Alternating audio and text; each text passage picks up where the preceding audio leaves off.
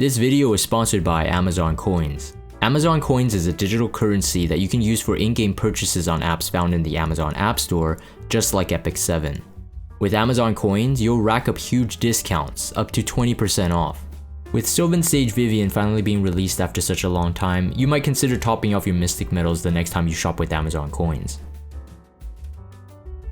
You can also try downloading and playing Epic 7 on Windows 11 through the Amazon App Store. However, this feature is currently only available in the US. Amazon Coins are currently available in the United States, the UK, Germany, France, Japan, Italy, Spain, and Australia.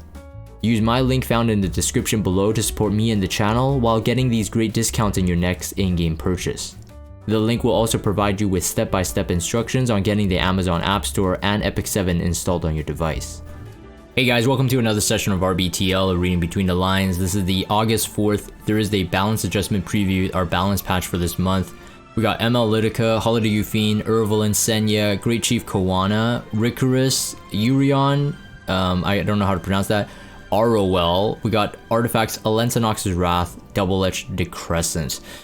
I want to go through this pretty fast because I actually made a recording and I spent like 40 minutes on it. So it was a 40-minute video and then ended up realizing that I didn't hit the record button.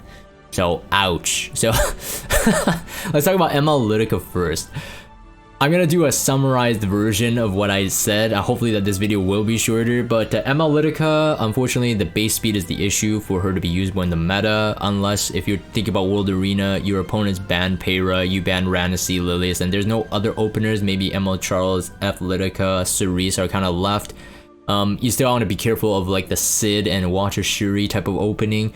Like maybe ML Lidica on Guiding Light and she's more usable. Larkspur being the S2, damage dealt is increased. I have in the past been cleaved by damage ML Lidicas, not expecting that, oh, it wasn't a speedy one. It was like a second turn ML Lidica actually, and I got cleaved by it. Being able to dispel an additional debuff on a critical hit, very nice. So now realistically a 2 buff dispeller. Increase the combat range of 25% of herself and cannot trigger counterattack, just like before, but now that you don't get the 20% or up to 20% CR boost per ally, but you get that 25 on the S3. Now I haven't used ML Lidica for like 2-3 seasons even, so I'm kind of behind on how ML Lidica would be used, but I would be interested to know if you are an ML Lidica user in the watching this video, leave in the comments down below whether or not you think this is a buff or a nerf. I think it's a buff, but the combat readiness is not on the same turn it was before. I don't know if there is any negative result of that, but 25 CR boost for the entire team, including herself, seems to be decent. Because realistically, she's getting more CR boost for herself, so I don't see anything wrong with that. So overall, it is a buff. Damage dealt increase might change the way that maybe I was thinking, like if I had the gear builder kind of like I would on an ML Charles, but like maybe a slower ML Charles, like 275 speed, kind of like a late draft to increase your momentum for aggro in terms of World Arena. Like maybe you got that play there, and maybe Guiding Light for the protection in case something is able to snipe you out, like a acid or something. Holiday Yufine also looking like an interesting buff. Damage dealt increase on the S1. Now she did rely on burns and the greater attack buff to really do damage in my opinion. Increased damage is just a nice to have, so that's directly a buff. The evasion split now being at the 35 and 35%, totaling 70% still like the old one. It could be better just in case for turns that that are after her HP is actually lowered. I still think that her best in slot artifact will probably be a Guide to a Decision, so that Guild War artifact giving her the CR boost if what was the condition of the CR boost? I forgot, but either way she gets a barrier, so if I think it's if they don't crit she gets a CR boost. So if they don't crit, you have 70% evasion, you're protected in the barrier, maybe she's still not dead. Having her on speed set, immunity set will probably still be her best in slot sets. Maybe focus a bit on damage, but now that her S3 dispels two debuffs and increases attack for all allies, increase combat range by 20%. This is very nice. I definitely think that if Smilegate had been focusing on cleaving or cleave heroes at the turn of last year, so like Sea Lilius, Peyra, Ran, and all that stuff, they're definitely more focused on aggro, it seems. So Athletica getting that buff, so aggro being like enabled by something that isn't 300 speed, so something like maybe around like 270 to 280. Holiday Yufine might have a difficulty to get all the stats that she needs, but if you build her again, theorizing like an ML Charles, maybe a late draft pusher, she can dispel and she can push AoE and she can increase attack buff. So realistically, what you're looking at is sort of like an ML Charles function, but she has the ability to dispel instead of like he doesn't. And then she'll start rotating into constant AoE, which could be more beneficial than ML Charles, because ML Charles goes into a very strong single target damage.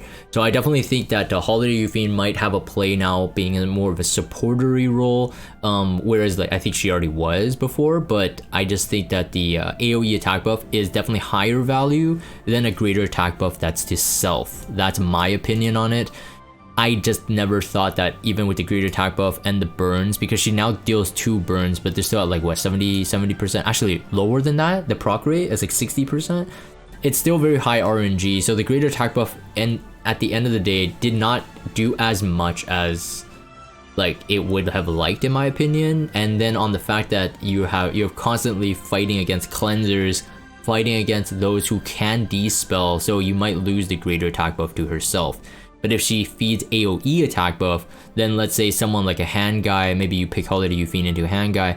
Hand guy loses a bit value because he has to only choose one person to strip, right? Instead of the 4 people that can get the attack buff now, depending on your playstyle. But I can see her maybe being used now, like I said, like a sort of like an ML Charles position.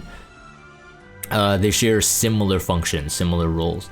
Ervalen is the, I would say is the debate in this patch note. I personally don't own Ervalen, so everything I say right now does not affect me specifically. But that being said, I definitely have to use this as an opportunity to talk about how Smilegate positioned himself. I've said this before on streams, I've said this before on my other patch notes. If you watch me on YouTube and you remember my thinking process, I had always been against Smilegate taking the position of we're never gonna nerf. I was basically saying that, obviously to myself, if Smilegate doesn't watch my videos or anything like that, but I was saying that that's a very unwise decision to state something like that, because then you end up positioning yourself into a corner. And even though they were pretty proud of this buff, so saying that either he's more aggressive now and he's powerful against elite and boss monsters. I was watching Light E7. If you don't know Light, you definitely need to watch Twitch a bit. But obviously a very top streamer, RTA streamer, and I think he was talking about the Ervalen quote unquote nerf, and he was like basically showcasing Ervalen at a pretty decent, like, you know, top 100 preseason, and fighting like players with Ervalen and beating them with it. So like with a brain, I think Ervalen's old kit, arguably speaking, was made for PvP. That's how I rated it, but it just didn't function as well because he didn't outshine any other PvP heroes that did single target damage. But now they're just like changing him to PvE. So this causes an issue for players who had invested him either into PvP, maybe still currently use him into PvP, or the other thing would be like the rotation that he did was better for their, I don't know, Banshee one-shots or whatnot. I know that there were some people that actually went to the Ervalen Banshee one-shot over something like a Baiken or whatnot. So they have invested Mola, right? Smilegate, the purpose, they're saying that this is a buff, obviously. They're taking the position that this is a buff, now he's going to be more usable. And I think that the buff and nerf situation is honestly in the eye of the beholder. It is a subjective term, but in this case, I think that there's a lot that's happening here that looks more like a nerf than it is a buff. One, Soul Burning increased the effect chance, the defense break to 100%. And based on their theory that this is made for PvE, you're not autoing this, right? So this becomes a pretty much a useless. Well, I mean, any soul burn I suppose is useless if you're not going to if you're autoing the content. But then, well, let's take a look at the Sword of Hatred. You get an increased attack buff. That might be the only buff that you get here, but you also get like damage dealt decreased. And I think it's to compensate the attack buff. I don't know how I feel about that though. I think, yes, sure, if you're fighting a elite boss monster, you get an extra turn. So realistically, he becomes a very, very strong single target nuke. He does this, he grants the attack buff, and then he gets another turn, and then he does the S3. So theoretically speaking, yes, I mean, he becomes a PvE monster, I suppose. But before, like, his kit would have worked for PvP. It's unfortunate that they didn't think about a way to make him usable in PvP, but rather just saying that, okay, let's make him into PvE hero. I don't like the position. That's what my complaint was for Fire Haste, although they came around, you know, as we recently know, Fire Haste got a buff to be usable in PvP, and in fact, he's not PvE main anymore because of how his kit functions, right? But before, Fire Haste got that PvE buff where, you know, he would do extra, like, effects onto Earth Elemental enemies, and it was just like, okay, that's Golem Killer, but, you know, no one really used him, and no one farms Golem, at least not the most people, you know, not the most popular hunt. So Ervalen really getting that PvE treatment. Maybe in the future he gets another PvP one. I personally think that this is potentially called a nerf. I know people want their molas back, people want the blah blah blah. I don't hold to a position on whether or not someone should be getting that stuff back. I'm just gonna stand my ground on saying that it was unwise for Smough to be like, we're never gonna nerf heroes.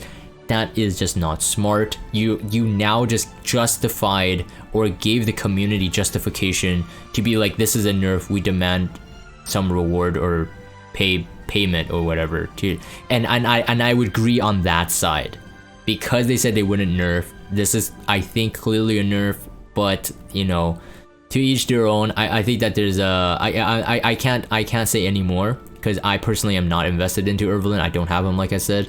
So I can't say much about that, outside of the fact that as a theory, as a philosophy, they did something wrong here. I don't agree with that, and I told them they should never hold the position they'll never nerf. That's just not a good way to put yourself, like, that's not a position you want to be in. Senya buff though, I like Senya's buff. I really do like it. Instead of granting the random buffs, which if I remember correctly, it was immunity, heal over time, attack buff, and hit chance. Now she grants a barrier to all allies for 2 turns, increasing the speed of the caster for 2 turns. Barrier strength proportionate to her attack. I want to see what this looks like before she gets an attack buff. Is that an FCC level barrier scaling? That would be very, very good. If it's not, if it's just like, you know, slightly lower than FCC, like a 30,000 HP FCC or something like that, that still might be usable because of she can grant her own attack buff, and maybe you'll be able to get an outside attack buff for. Most likely you will be, but whether or not it's banned or not, we'll have to see. But either way, this seems to be very, very powerful. You get no RNG, which is one of the issues I had. I think the speed buff could be hit and miss. I think like a defense buff or something like that to protect herself so that she functions longer would be better, because I do feel that Senya's role here will be in a more standard type comp. Either you're turtling with like other knights and she's like a damage dealer, or you are playing like a kind of an aggressive, like semi-aggressive but also bulky bruiser play. That's where I see her being used. So I think the speed buff on her like could be good because her turn cycling is actually very strong, but like a defense buff or something like that would have been, in my opinion, slightly stronger. But maybe it is too strong. Maybe the speed buff is good enough, who knows. But the Dragon Slayer Strike Awakened version attacks all enemies with spear, 100% chance to decrease the hit for 2 turns, so the blind, as she functioned before, but now additional with the 85% chance to provoke for 1 turn, and then also adopting the counterattack stance for 3 turns. Now outside of herself being stripped by, let's say, a hand guy or anything like that, this is a very powerful skill. You can already imagine how she's going to function as a more harmonized kit. With this being on every 2 turns, Grace of the Battlefield, getting the speed buff, you'll be able to cycle out of that so her passive's ready, right?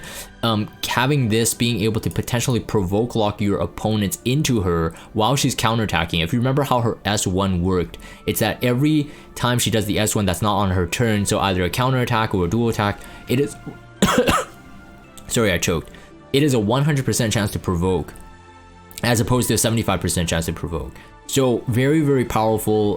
Continually to hit her, they're gonna get you know, some damage on themselves, and then she will counter with, ideally with her artifact, dealing damage, and then continually provoke locking them. Now this counterattacking stance for 3 turns becomes so much stronger because the soul burn was used to make sure that her counterattacking stance is always up, but the 3 turn would generally give her enough time, I think 1 turn off, to be able to start cycling that soul burn instead of having a 2 turn dead turn. So very, very powerful. And as you're provoking them into her with the speed buff, if Grace of the Battlefield is reset, that barrier is reprocced AoE. So I can see her being paired up with like an Aureus Knight, maybe like an Aros or an FCC or something like that. Maybe not so much FCC because you lose a bit of value because of the barrier, but you put up with like an Aros or something like that, and you have like Omega protection. You have someone who can do damage, someone who can like make sure that heroes are always being provoked, so in Senya that is, and then you have like Aros to be able to dual attack with immunity into Senya, because unless you have a Huayang, Senya will probably be the highest attack at that point. The EEs, both of them are really strong. Grace of the Battlefield with barrier strength by 20%. I want to see how fat the barrier is without this EE, before attack buff, after attack buff, and then with this. This is, it could be a game-changing EE, but until we know the barrier strength, I think the Gab one is very, very high value again. Now 3 turns instead of 2 turns. Now again, outside of her getting stripped, she becomes an insane threat on the field, with the counter attack being 3 turns, with this being 2 turns, potentially proccing the barrier, protecting the rest of the team, having the speed buff. In theory, I really like how she functions now as a hero. I definitely think that if you don't have her built, you can probably build her. I think the best playstyle in her for her would be something that would be like standard versus standard, but your opponent's standard heroes are not as bulky. They're not like Ruels and like everything with like 25,000 HP plus. But if it was like, you know, they have a couple knights here and there, maybe a knight, a couple bruisers, but they're not like super high HP bruisers. Maybe like a, let's say like a, well, Lionheart Surmia I guess wouldn't be that good. Like versus Lionheart Surmia might not be good enough, but I don't know what other bruisers are on 15,000 HP. We got plenty, right? We should have plenty. Like Archdemon Shadow, I think would be a pretty decent one, except that she could seal her. Either way, I think that there's a place for Senya. After the buff, I think there's a place for her. ML Kawan I'm not going to talk about. It realistically is just the same amount of attack buff, but just she gets it quicker, and she's still a PvE hero. Rickrus, unfortunately, is still a PvE hero, and even they said it down here that he'll be used in Katie's hunt and all that.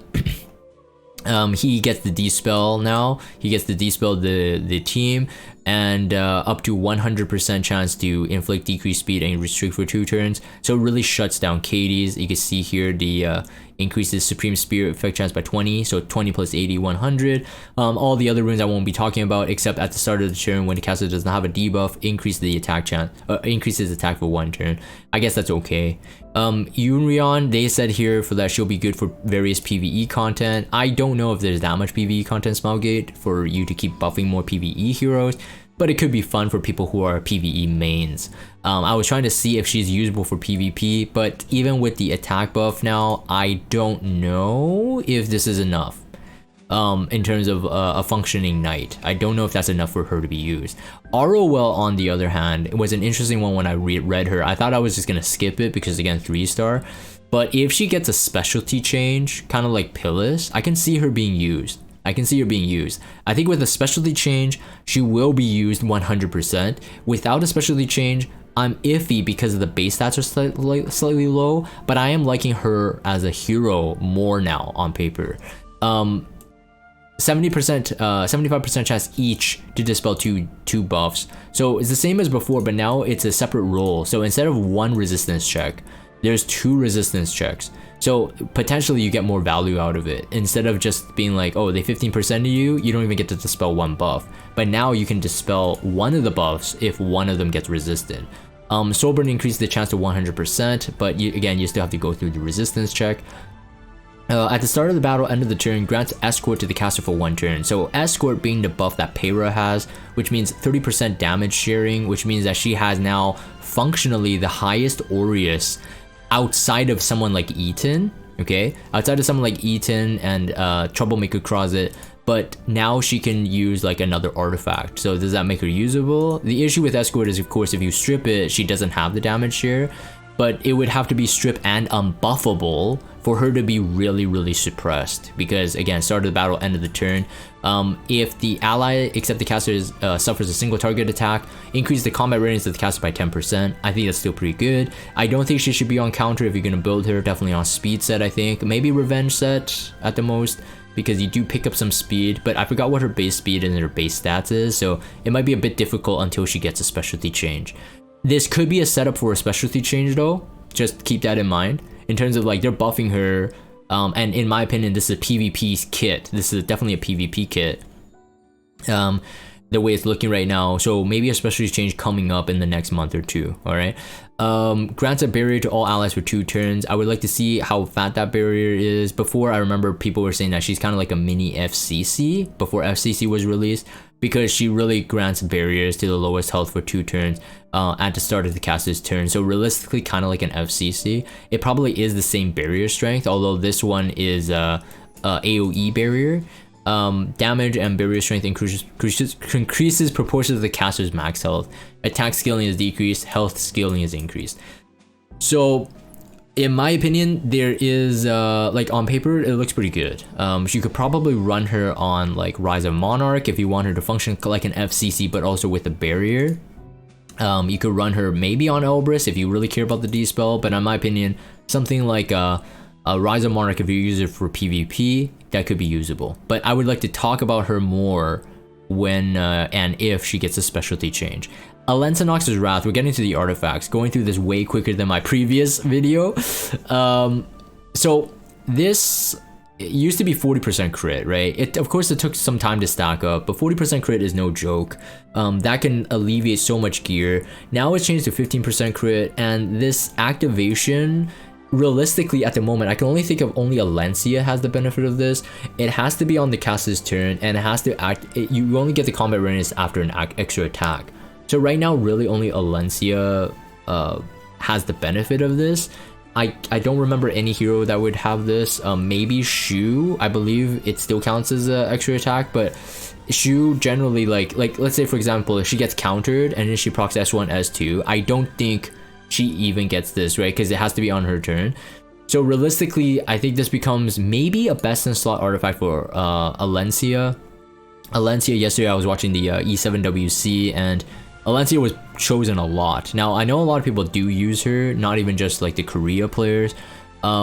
So I mean, there's 2 prominent builds. Either you want to go for the maximum amount of stats, which is a speed set, maybe pen set with speed or immunity with speed.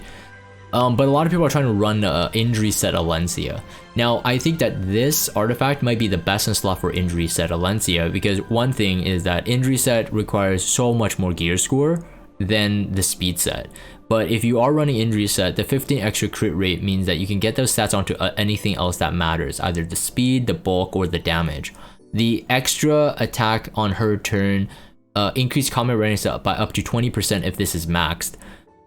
It becomes functionally a speed. It functionally becomes speed, right? Unless Polish is on the field. You basically, on this artifact, you get free crit rate and free speed, and those 2 things cost a lot of gear score. So in terms of a best in slot artifact, especially if you're not running on a Draco plate already, maybe you're running a Durandal, this probably has a very high value for Alencia. But outside of Alencia, I just don't see many heroes being using this, so maybe it lowers value. I myself, I use this artifact on green Yufine for my light expedition, and I need the actual maximum stack to be able to make up for the stats on my Yufine, because my Yufine has effectiveness to do defense breaks on the light expo and the damage. But I'm a very rare case. A lot of people don't even use this artifact, so I guess it being buffed is not a bad thing. So double-edged Decrescent. This one, in my opinion, is pretty hype. I have 0 of these artifacts, so honestly I'm being hyped for no reason. but I think that this is more usable on Remnant Violet who runs Lifesteal Pen and has more emphasis on the bulk than the damage. Better than Shepherd of the Hollow. The reason is I think that Shepherd of the Hollow, in my experience using Shepherd of the Hollow, whether I've seen it on speed set, pen set, or pen set, lifesteal set, Shepherd of the Hollow gains a lot of benefit if you have lower HP. Now, most of the time, Rylet is never at the perfect place where you get the maximum amount of damage for Shepherd of the Hollow. So you want to lower the, this is how I would rate it. You would want to lower the value of Shepherd of the Hollow a bit more. Yes, you get more healing, especially on the S3 where you have defense pen on top of the higher damage, on top of attack buff, on top of your pen set. So Shepherd of the Hollow is going to gain you extra HP. But the issue is, for me there, is that Remnant Violet, in my experience, you're just never gonna have that much HP to siphon back. So it's either you overshoot the healing of the HP with Shepherd of the Hollow, or you undershoot it in terms of like wherever you are right now. You're never getting that much healing back. If you do S1 with Shepherd of the Hollow, even if it's maxed proc, you could run this into the damage calculator, Mappy's damage calculator, as a double check. Remember, lifesteal only takes 20% of the maximum health based on damage dealt, right? So, 20% of the damage dealt becomes health. If you calculate Shepherd of the Hollow with the lowest amount, like the highest proc or the highest damage, you're gaining maximum, like on an S1 at least, you're gaining maximum like maybe 500 health, maybe up to 1,000. I don't even think 1,000. But if you're doing the S3, of course you're gonna gain a lot. But I would like you guys to check this, right? If you have an argument with Shepherd of the Hollow versus this artifact, check the damage difference and how much you're really healing back. I think that this artifact, again, like I said, it would be functionally better on a lifesteal bruiser Remnant Violet than something like a speed set one. So a speed set one with an enabler like a Sea Lilius, having vigor buff and self-attack buff, I think Shepherd of the Hollow still has better value, because essentially what you're doing is giving him a mini portrait or mini symbol of unity with like maximum evasion, right? So realistically, that's going to be the best. Like, that's a nuker build. But the 2 seasons ago when Remnant Violet was still playable, I remember some high top end legend players, I think KJ was running it too, a top Korean RTA player. He was running a counter Remnant Violet. Now, counter Remnant Violet had always been a theory craft, including lifesteal. Back when Remnant Violet used to be like, you know, new, the 3 prominent builds were counter, lifesteal, and speed. Counter lost a lot of benefit because not a lot of players had the gear score to make counter or lifesteal work. Now, as the players progressed throughout Epic 7, they got better gear. It seemed that lifesteal had taken more of the meta, so most people started focusing on lifesteal Remnant Violet and not counter Remnant Violet, while counter Remnant Violet still had a lot of benefit because you blind your enemies, right? So this has both benefits. You can have him on lifesteal, you can have him counter with the same rate as counter build, except that you have to evade. That's the only issue with this artifact. It is a double RNG check, but when you do get it, what you get out of this is that you get the healing from your lifesteal on your pen set, you also get the blind debuff, also you build focus quicker. So that was like the threat of counter Remnant Violet, but now he has the ability to have lifesteal. So essentially it would have been the same if this artifact instead gave him a lifesteal aspect and he could be on counter set. Like if this artifact gave him 20% evasion and 20% healing based on damage dealt, I would just say every Remnant Violet should be run on counter. I would say the exact same thing. So I definitely think that this would be a best in slot artifact for Remnant Violet being bruiser. Now the issue is Remnant Violet is very, very hard to draft in the current meta, so there's that. So all that talk for nothing. Anyways, that's my thoughts on the patch note.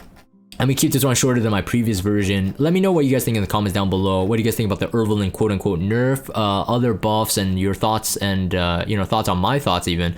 Let me know in the comments down below. I'm gonna end this for the video recording. If you guys have Discord, check out the Discord server. Follow me on Twitter, subscribe to YouTube if you haven't. And as always, thank you guys for watching, and I will see you guys next time.